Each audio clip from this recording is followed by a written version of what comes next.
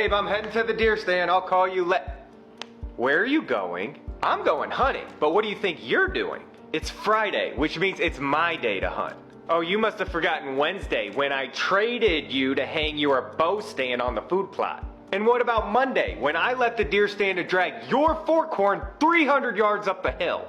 Hey, you said we needed meat. You've already tagged 2 does this year. I haven't even seen a deer. Sweetie, I don't want to hurt your feelings, but you haven't shot a deer in 3 years.